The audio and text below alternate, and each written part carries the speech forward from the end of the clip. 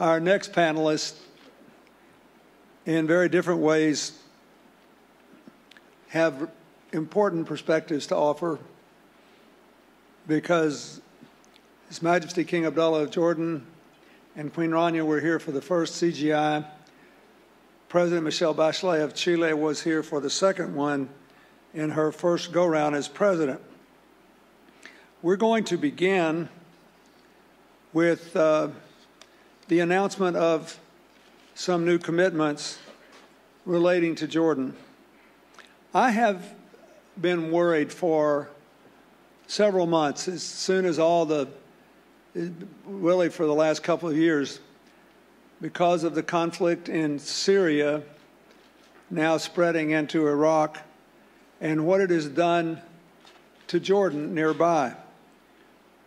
Jordan already had a significant number of refugees from Egypt and was already a majority Palestinian country. When the conflict in Syria resulted in a massive outflow of refugees affecting Iraq, Turkey, and Lebanon, to be sure, but having the biggest impact on Jordan, particularly relative to the size of its country. All of a sudden they had, the most conservative estimate, 600,000 refugees, but maybe many, many more than that. Keep in mind, this is a country that has no oil of its own, that had concessionary natural gas contracts with Egypt to fund its energy needs that were lost in the upheaval there, and because of the interruption of the supply chain have not been restored. Meanwhile, they got plenty of aid, but just to feed the people who were there. Nothing to deal with the question of what do you do if you're a little country and you have your own internal political challenges to deal with, and you're trying to liberalize, open the country, make it freer, open opportunities for women, and 600,000 people show up at your doorstep, and you don't put them in camps. You try to put them in villages. And people are very nice about writing you checks to take care of them, but where are the jobs? What about the future? How about the infrastructure? What about the people who don't ever get to go home? How will they be integrated? And what would be the calamitous consequences in the Middle East if this country failed for doing the right thing, being the right kind of people, believing in inclusive societies? And everybody said, thank you very much, but we're too busy worrying about other things.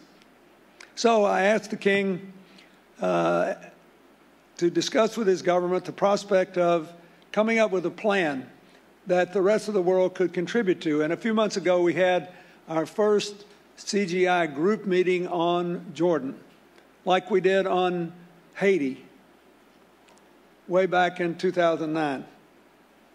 And as a result of that, some commitments have already been made. It is just the beginning. I want this to be a multi-year effort by our partners and people we can recruit to make something good happen in Jordan. We have very little power to stop the bad things in the world from happening that go beyond health and the absence of educational opportunity and what we can do in climate change on our own. But we can make a lot of good things happen. Jordan is a country that stands for the right things, is trying to do the right things, and we have to make more good things happen there. We can't say to people, thank you very much for taking this terrible problem for us, but we're worried about other things. We just can't do it. So I want to thank in advance the commitment makers, but just say all of us here in this room and thoughtful citizens around the world owe a debt of gratitude to the leaders, the government, and the people of Jordan for the burden they have assumed in the aftermath of the Syrian conflict. And this is some small way of beginning to repay that debt and doing what is clearly in the interest of the Middle East and all the rest of us. Thank you.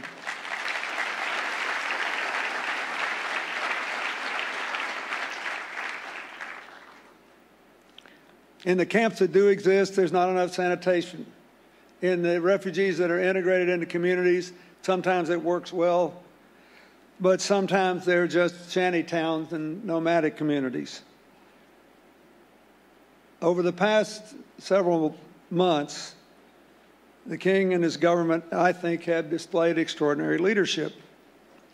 So I would like to ask King Abdullah to come out first and ask you to welcome him, and then we will announce these commitments and bring the commitment makers to the stage, the beginning of our long-term commitment. And I want to thank the Ford Foundation and Darren Walker for hosting the first of these meetings a couple of months ago. So, Your Majesty, please join me on the stage.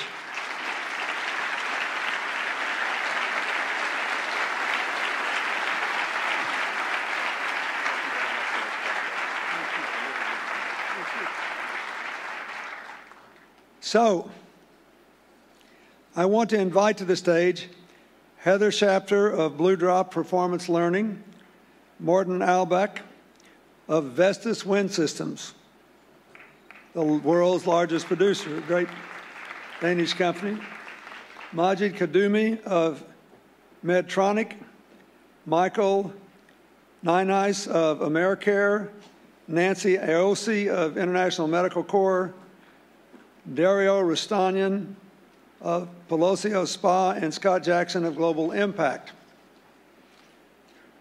Blue Drop Performance Learning will train thousands of people to have access to new job skills and tools for small business success. Vestas, Medtronic, International Medical, Massimo, and AmeriCare have all committed to address the growing demand for energy and health services in Jordan. I know I'm a broken record on this. Jordan has no oil. Jordan was importing its gas.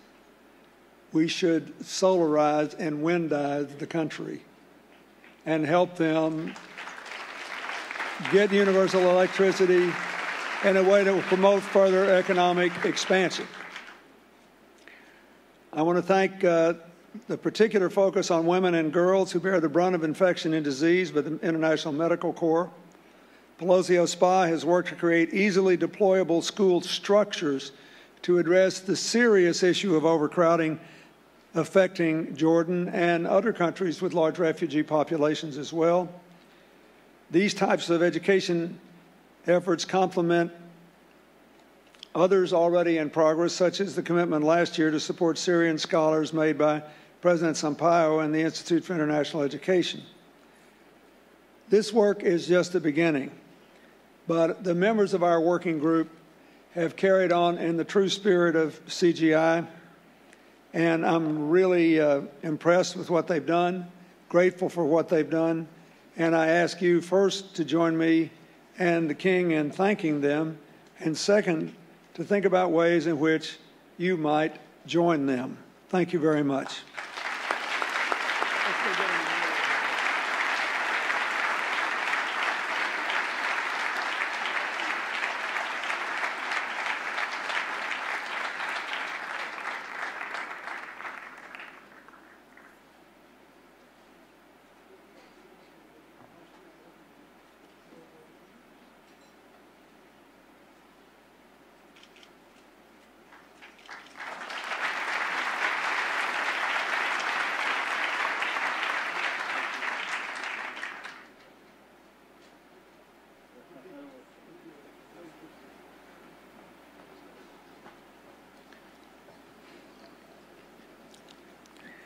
Now, I would also like to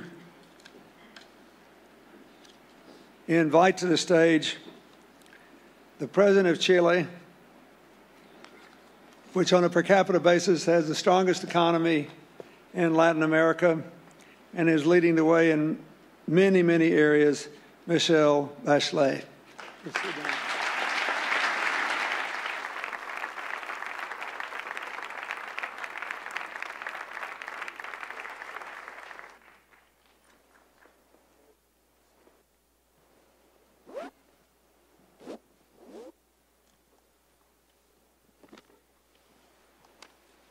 So the first thing I would like to ask you to do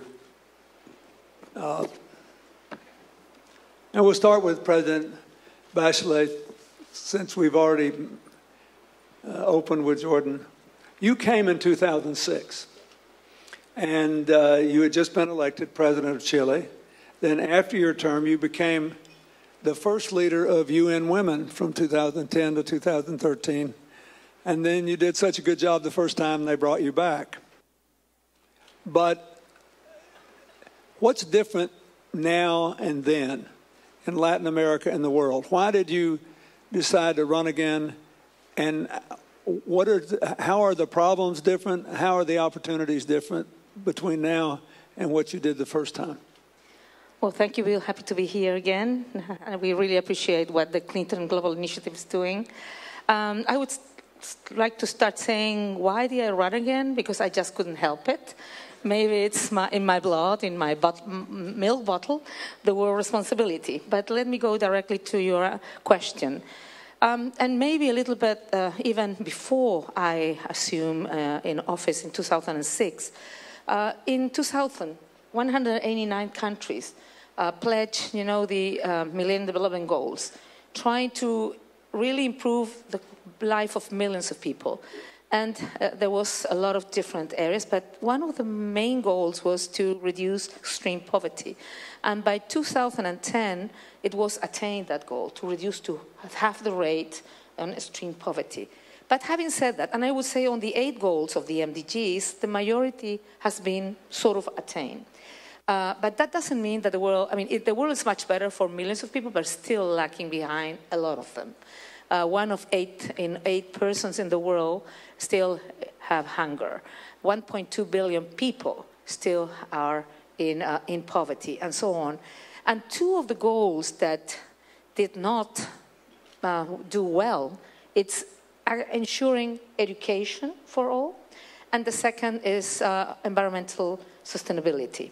So now in the 2015, the world community will have to decide what new goals, what are the new objectives that we should put all together to be able to improve people's life. And there will be interesting discussions. And I think in the central part of it, inequality is still the main issue. So how we build a much more inclusive, not only global community, and of course at each country. And in Chile, in my case, it was new what I found since the first term and the second term. Because even though we have progressed a lot, people understand that progress means we need to improve in many different areas, like education, health, pensions, et cetera, at the same time ensuring that the economy grows, but that we can ensure well-being for all our citizens. So I would say we have improved and we have done well in some issues, but there's still so much to do. And you were talking about Jordan and the Syrian refugees and so on. And when we look not only at the social problems, but when we look at the crisis and conflict we see out the world, there are many different factors that explain that. But I think it's also the difficulties for society to include. And when I'm talking to include, I mean political inclusion, religious inclusion, and of course, social inclusion. So I think we can have peacekeeping operations and a lot of things, but we need to tackle the roots of and the structural problems that are producing this conflict. So if we want a world in peace, we need to advance much more in a more inclusive and just world for all. Your Majesty, all we have to do is to watch the news and read the papers to know about all the problems now gripping the Middle East, not just in Syria and Iraq, but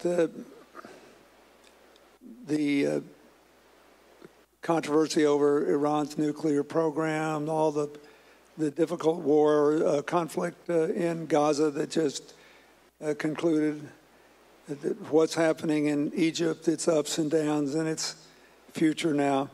Tell us something positive. What should the world know about the potential of the Middle East based on what's actually going on that can't possibly find its way into a headline now because of all the trouble. What do you want us to know positive about Jordan? What do you want us to know positive about the region? Well, I used to say to all the delegations that used to come to Jordan that it can't get any worse, but I've stopped saying that. Look, the good story is, I think, is that, and the challenge at the same time is 60% of the country is under the age of 30, and for small countries like Jordan, that's a positive thing. We have a young population, highly educated, tech-savvy, that has been very resilient. I mean, if you look at the history of Jordan, for many decades, the country that is initially always sort of written off is Jordan. And it's not by accident that over many decades, Jordan has survived all the shocks that the region has produced. And it's because of the people.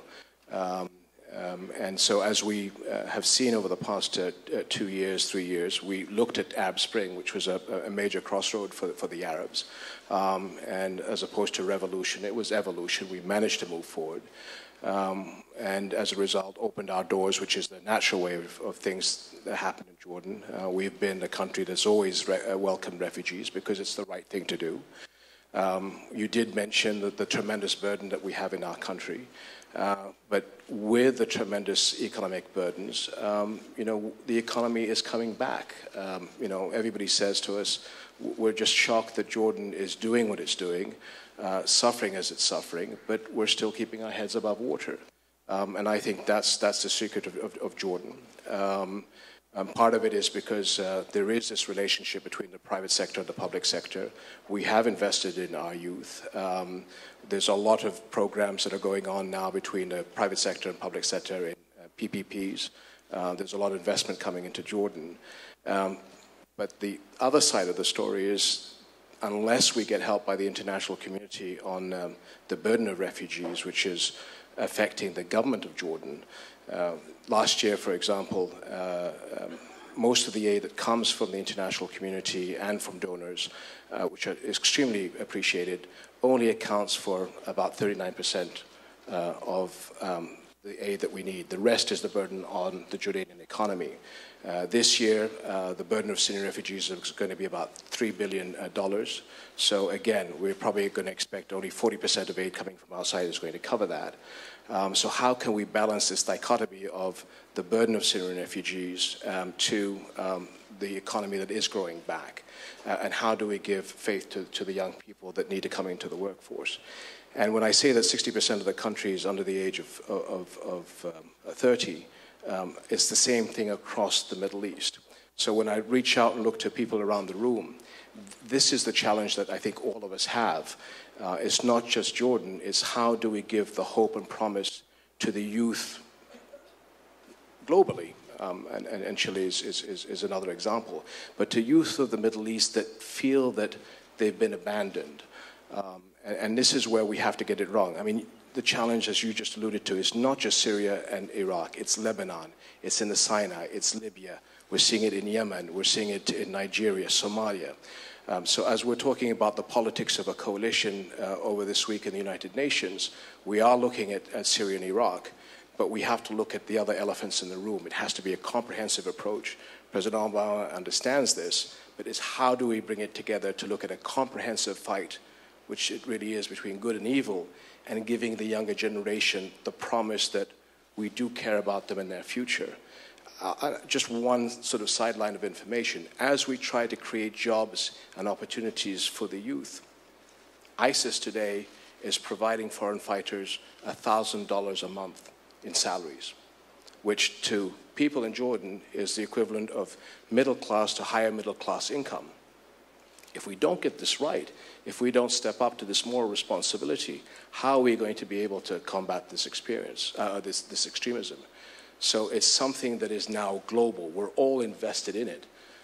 It's no longer a fight that we're fighting inside of the Middle East. If you're looking at the issue of foreign fighters coming in from all over the world, as far as China, we're all in this together. And so this is a global fight. Jordan has got a good story to talk about. But as you said, you know, sometimes we're taken for granted. There's going to be a lot of pressure on Jordan to be able to stand up politically and militarily, because we are the trusted neighbor in being able to help the Syrians and the Iraqis. But what we're asking the international community is, please watch our back. We can't do everything by ourselves. And if we don't help our economy, then how much more responsibilities can we do by ourselves without the international community coming to our aid? We will always do the right thing, but how much can we continue to do without everybody really coming and taking us? Let me ask you something. You've got your whole crew there that did all this work on coming up with this plan, and I want to thank all the Jordanians here who did that. But give the crowd here, there's a lot of people here who are just hearing all this the first time and haven't really thought about it. If you could wave a magic wand and guarantee investment and aid flows into the country at the appropriate levels in the next 3 years or so, what do you want most from all of these people? What would be the best outcome from your point of view? Well, we have a lot of programs that are, well, there's a lot of PPP opportunities. There's $10 billion of programs that are being launched as we speak. Again, your advice to me 10 years ago is to really invest in alternative energy. This is something that's a niche market for Jordan. ICT, we're the big leaders of that in the Middle East. Jordan is the basis, is the base for healthcare and medicine. It's high-tech, creative industries, high-tech vocational training. So what we're looking for is companies that are interested in those innovative industries to come in and help create jobs. But also be able to use Jordan as a center, especially in alternative energies, that can help other countries. I mean, we went to Tesla, for example, to convince them, because they were not interested in looking at the Middle East market, because they think that the whole Middle East are oil-rich countries. And we said, well, look at Jordan, look at Palestine, look at Syria, look at Iraq, look at Egypt, look at other countries. Invest in Jordan, because Jordan could be the gateway to a lot of other countries in alternative energy. So creating that capability to use Jordan as the nucleus to then be able to expand to other countries using our talent, that's, I think, the style that we're looking for. So in the sectors that I basically mentioned, all of you that are out there that feel that Jordan is the gateway, I mean, we have an access through our FTAs to 1 billion consumers. There's a 350 million regional market that we have access to, and geographically, good and bad, we are a gateway to so many different directions. And Jordan is now seeing investment into those sectors that actually you pushed us into in the right direction. And so from that point of view, Mr. President, when we started that meeting we had back in May, we've already gotten people in those alternative energy, ICT, and other sectors that are coming in to sort of give bids to Jordan. Well, there's a huge opportunity there, also for wind as well as solar. And I was glad to hear what you said about Iraq, because a lot of these oil-producing countries that have been through troubled times, not just in the Middle East, but we'll talk about Iraq, would be far better off electrifying their own countries with solar, wind, biomass, whatever, so that they can export their production and earn cash, because they need it. They got a lot of ground to make up. But I thank you for that.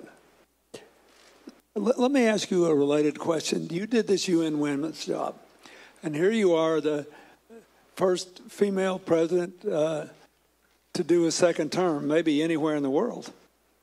And we're going to, looks like for sure, have 4 more years of a female president of Brazil, the biggest country in Latin America, because the 2 contestants, interestingly enough, both of which came out of different social reform movements in Brazil, are competing with each other in what to an outsider is a fascinating race. What lesson should we draw from this? I can tell you this: most of the rest of the world thinks of Latin America as a real macho place and are really surprised that they're doing so much better than a lot of people who think they're more enlightened on such matters. So What does it mean? Does it mean anything? Does it just happen by accident that the most talented people just happen to be women? Or is there more space now for women to live up to their leadership potential in politics? And if so, how did it happen and what does it mean? Well, I think both issues are true. But we should not misunderstand what's going on. I also won the second run competing with a female candidate. That was first time in Chile. And probably I'm the first president re-elected, I mean, not immediately, from the 20s in my country. It's not very frequent. But having said that, if you look at Chile, for example, you have a female president of the Republic, a female president of the Senate, a female president of the biggest trade union, a group of confederation of trade unions. The two biggest universities, the heads of them are girls too. So there is a lot of space now that there's not possibility sort of a veto for female in the country. But on the other hand, we're still so far away where we should go. And there's still a lot of macho men in Latin America. So it's not the perfect world for women still, it's not. But I think we have been, but I think, and I've always thought that in terms of gender equality and women's empowerment, it was very important, of course, to work on economic empowerment, work on social and reproductive rights, work on all kinds of issues. But political empowerment is essential. And symbolic things are essential because when there's no women in a high-level position, people can talk about equal rights, but it was just, a speech. But when you see that women are able to be in very important positions and do it well, then it's a model for others, and it's a very important issue that could help other women to get into the places they deserve. And at least, as I always said, at least nobody will dare to say out loud, I don't believe in women, that women are capable. So I think in terms of how we empower women, because I think empowering women is important for the whole world, for women and men. We need to see some things that I've learned in life as a president, as a minister, and of course as executive director of UN Women. First is that women have still a lot of discrimination all over the world, in different cultures. Even countries you believe are the most advanced, still women still have gaps salary. They don't earn the same as men doing the same job. So there's a lot of things to do there. Still, even though Norway probably is one of the countries who started with 40% of women in the boards and the companies, and it was very successful, still this is not something that it's all over the world. You need to ensure that even though this happens, violence against women, it's all over the world, in different cultures. We need to tackle that issue. But then, even though every woman in the world don't have the same opportunities of men, one size does not fit all. We need to look at particularities, because probably what happens in some Middle East countries is different than Asia, Latin America, Europe, or the US. And the third thing is that the struggle of one woman is the struggle of the whole women of the world. So we need to continue working very strongly. And I do believe that this will mean a better world for all, for many reasons. When a woman has an income, 90% it dedicates it of the income for health, house, schools, etc. We know that when a woman has an education, their children will have much more opportunities in the future.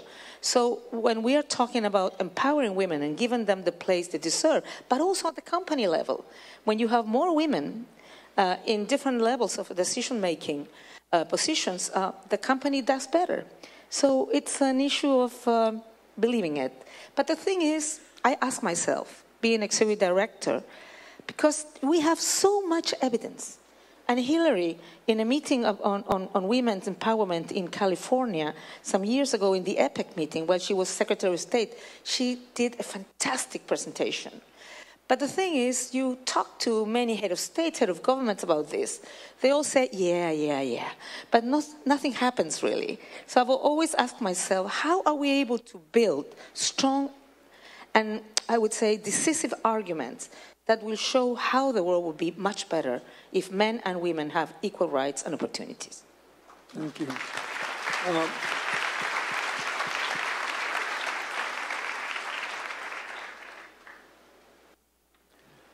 Do you think there's been a significant increase in education, employment, and leadership opportunities for women in the Middle East in the last few years? And I believe there has, but I think maybe it would have more credibility if you would just comment on this specifically to. There's still challenges, but I think a lot of it is similar, as Madam President, you said.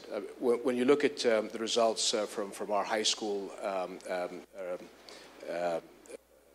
annual testing, the girls always score higher than the boys. They graduate, the higher percentages are always the women. Going into university, the same story. Graduation, the highest levels are always the girls. But then we start to lose them the minute they go into the workplace. So part of it is, again, cultural, and this is something that we have to continue to fight. A country our size can't afford to lose that level of talent. But again, it's some cultural issues that I think that we have to challenge. And again, so it's workplace, getting married, and then there's that sharp drop off. So this is some things that we have to continue to combat to push those envelopes. And also, where we see the, sort of some of the programs that work is obviously there's the government is looking at how do we employ women better. SMEs have been very successful in giving women, especially out in the rural areas, their own power. Much more sensible at looking after the family paycheck than the men are. And you know, I've seen it in personal experiences of our combat women that went to Afghanistan. I mean, it's a very successful story of how capable they are. So we all know that they can do it, but it's just pushing the cultural norms, which is I think maybe the short answer that I can give you. I know you have to go, but on the way out, I want to give you a chance to comment on one of your big initiatives now, which is you recognize the enormous prosperity that Chile has had relative to other countries in the region, and you ran for president saying that you wanted to reduce the inequalities that remained. You want more broadly shared prosperity. Involving women is a part of that, but it involves access to all the essential services and capital to get into business and all this.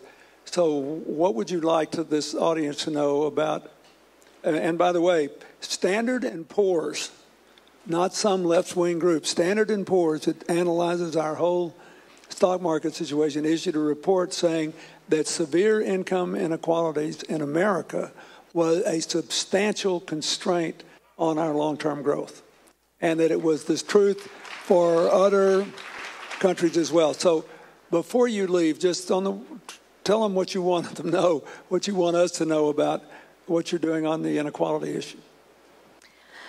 Well, the first thing is that I always, when I talk to business people, I talk because we decided to tackle inequality, to do two sort of things. Some I would say very transformative and structural changes, and some, of course, daily changes on health, pensions, and so on. But we understood that we needed to do two or three things.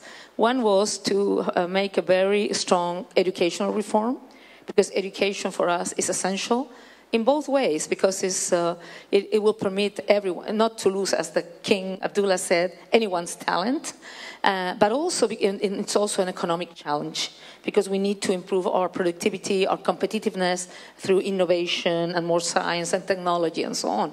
So I will believe that everybody wins when you have a human capital that is really strong and have the possibility not only to improve their lives, but also contribute to the society. And for us, in order to do that, we need to change the way education has been seen in our country. And I know that this might not be everyone agree with it, but in our country, we have full access to education. Everybody can go to education at the primary level, secondary level, and at the tertiary level, of course, it depends it's limited. What we want is not only access to education, because we do have access, but access to education maybe is the first step for countries who are far away from that goal. But for a country like Chile, that is a middle-income country, that has had a lot of success, that's not enough. So we need quality education for all. And quality for education for all means in our country still that we need to change the paradigm behind the educational model. We need to ensure that quality education is the right for everyone. So we need to solve the issue of money, because in our country, families who have money can give good education to the children. But families who don't have enough money will receive the education they can have. So what we are trying to make is a reform that will ensure good and quality education for everyone. And that means a lot of steps like free of charge. But of course, that it's linked to a tax reform that we just approved. 5 months in government, we approve a tax reform that will mean 3% of the GDP to increase. And most of that will go to health and education particularly, to ensure not only from initial education, from 0 to tertiary education, access to education with high levels of quality. This is the way that we can tackle inequality, but also this is the way to really not lose anyone's contribution to the country.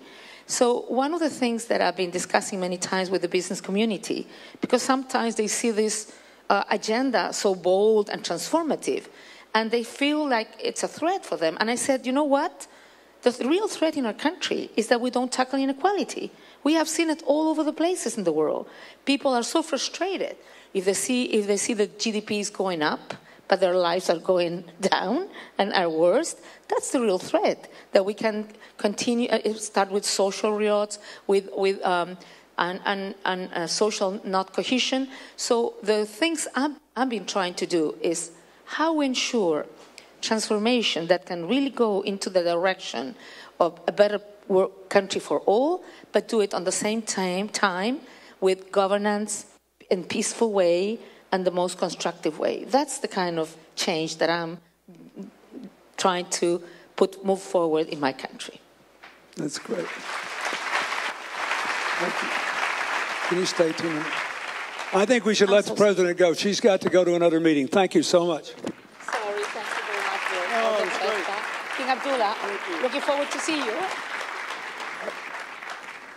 I want to ask King Abdullah one more question that we have to wrap up. Let me say one thing about this whole inequality and women's empowerment issue, too. It's important not to forget that sometimes the most significant impact is held not just when a woman's elected president, but when there's something done at the bottom of the economic pyramid on the empowerment issue. For example, Bangladesh had years and years of constant conflict between 2 women leaders. So much so that it almost paralyzed the government, but they grew at an average of 6% a year because they had the most extensive microcredit network in the world, enough to actually lift huge numbers of people. Our foundation has a partner who was sitting right over there, Frank Justra. He's behind my camera, I can't see him. But he funds one of our programs in Latin America, which in Peru empowers women to become entrepreneurs for the first time in their lives in very poor Andean villages up in the mountains. And they deliver goods to the last mile that have never been available to people before. And all of a sudden, all these women who had no incomes become, by Peruvian standards, middle-class citizens. So I do think it's important when we get all carried away with the politics not to forget that the policy directed at people at the bottom of the pyramid is also very important. Now, Your Majesty, I want you to, I don't think you'll mind my asking you this, but one of the things that has complicated the whole political environment you've been operating in the last few years, as people see this rise of violence in the Middle East, the rise of terrorism, they think not all Muslims are terrorists, but most terrorists are Muslims. We have all this religious and cultural confusion. A few years ago, you made a heroic effort to basically change that perception by bringing together scholars of various schools of Islam and having them issue a joint condemnation of the killing of innocent civilians and affirmatively what they're for. And those of us who were paying attention really appreciated it. And it had some impact till the bombs started going off again. And one of the things that it bothers me that a country like Jordan, or like Lebanon, which has institutionalized the presence of Shia and Sunni in the national government, that you guys never get enough credit for overcoming the identity politics which are troubling in Europe, troubling in the United States, troubling everywhere in the world. So I think it would be good to end on that, because I want you all to think about this. That's why I was so thrilled with this Scottish vote. The 55% of the people who voted to stay in the United Kingdom were not less proud of being Scottish than the 45% who wanted to go. They thought they could have their Scottish identity and still be part of a bigger union. This is the great question. This is what I see Hood Barak here, who've got closer to a peace with the Palestinians than anybody ever did. This is what is gripping. He's got to deal with an Israel that's worrying about whether it's possible to make peace. All these identity conflicts are awash in the world. The President Kagame sitting there tried his best to get people for years to forget what tribal group they belong to, just so they could get beyond the genocide and start thinking about the future. This is at the root of it's everywhere in the world. So tell me how you're managing this. What do you want the world to know about the capacity of Muslims to transcend identity conflicts? Right. Well, and what do we have to do to help you? Well, Mr. President, it's not a one-off thing, so you just don't do the Amman message and stop there. You have to work at it every single day, and whenever something comes up, you've got to nip it in the bud. So this time, last year, you could see inside of Islam, clerics on the Shia side or the Sunni side of the divide trying to create animosities or hate, basically because of the Syria conflict. So immediately we got clerics in a conference to Jordan, inter-Islamic, to come out and say, what's happening in Syria has got nothing to do with Islam, because you have to nip it in the bud right away. And actually, the most moving part of that conference was at the lunch when two Iraqis stood up, one that was two religious figures, one Shia, one Iraqi, and they both held each other's hands and said, listen, we're both Iraqis, he's Shia, I'm Sunni. What's happening in Syria, what's happening in Iraq has got nothing to do with religion. And sort of the hair stood on the back of everybody's neck. It was just, whatever they said in the conference, that lunch and those two people speaking, that was what we wanted. 2 weeks later, we had another conference about Christian Arabs, because unfortunately these extremists are using ammunition to try and create so much hatred. Again, you have to step out there the minute these things happen to say what is happening is wrong, and you have to show leadership. So the conference we had about Christians was to bring all the Arab Christian communities in leadership and Christian leadership from outside the world to say, listen, fact is fact. Arab Christians have been part of our past, they're part of our present, and they will continue to be part of our future. They have been the building block of the Middle East for 2,000 years, and that's something to be proud of. And so whenever these things happen, you've got to nip it in the bud.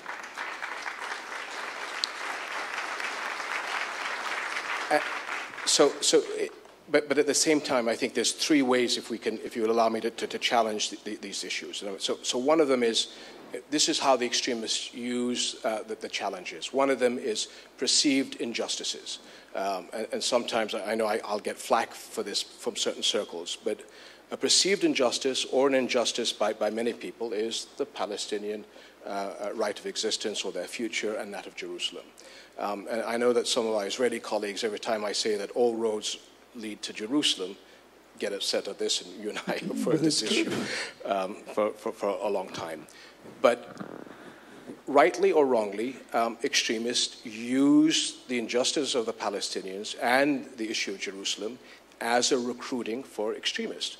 And if you saw the tragedy of what happened in Gaza this summer, there's a direct correlation to the amount of foreign fighters that joined ISIS or have been recruited to Syria over the summer because of the propaganda that these groups use. So you can't say that this is not something that you can ignore.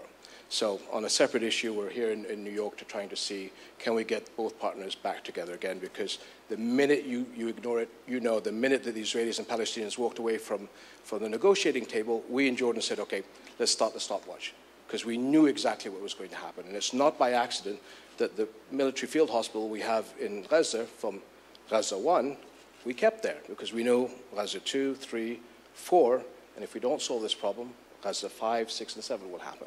So that is a problem that is emotional in the Arab and Islamic world that we have to deal with. In Iraq, we want to bring the Sunnis back into the fold so that they feel that they have a future in Iraq, and Jordan is in the best position to do that. That is a perceived injustice also. If we don't solve the issue of Syria and eventually tackle refugees, that's going to be a bubbling point. And as I said earlier on, there are other flashpoints around the Middle East that we have to look at comprehensively. The second part is combat ignorance. Ignorance because these groups around the world come out and say, in the name of Islam, this is what we stand for. They have nothing to do with Islam whatsoever. We and a lot of religious scholars are fighting back, but it's still at the high level. The extremist ISIL, for example, or ISIS is using a new medium. They're very popular on Facebook, the internet. So how do we develop to be able to fight them at that level? But at the same time, we also want our Western friends to also push back against Islamophobia, which is actually fueling the propaganda that these extremists want to use in the Muslim sphere to say, look, these people hate us. So it goes both ways. And then the last thing I'll add very quickly is, how do you give hope to the younger generation? As I mentioned, there's a lot of young people looking for jobs, as they are in America, that just want to make their lives better. And with these conflicts, unless we start to resolve them and give them a better hope, when a young person in Jordan, for example, that might go fight for ISIS, it's not, the majority of them may not go there for religious purposes, but when they're being offered $1,000 a month and they're sitting in the street. So how do we sit there and give the future of the Middle East and the youth, the largest youth cohort in history actually, 25 million young people coming into the workplace over the next 10 years, an opportunity for a better life? This is something that we have to tackle. And then again, sir, I want to thank you, because what CGI has all been about over the past 10 years, from my point of view, is not the short-term fix. I think the word resilience is, I think, what you stand for. And what we're trying to stand for is fix the problems on the long term. And I just wanted to thank you and your organization for standing behind Jordan. I mean, we sometimes get very frustrated that, we will always do the right thing. And I think people take us for granted that we will always punch above our weight. And again, Syria and Iraq are not going to go away in the near future. This is going to be something that we're going to have to live with for the next 2 or 3 years. There'll be added requests of Jordan. We will continue to stand up at the plate. I know that you know that, and you're trying to do the best that you can. What we're asking everybody there is, please help us be there for all of you. And again, I'm so appreciative of everything that you've done to get us. Let's give him a hand. Thank you.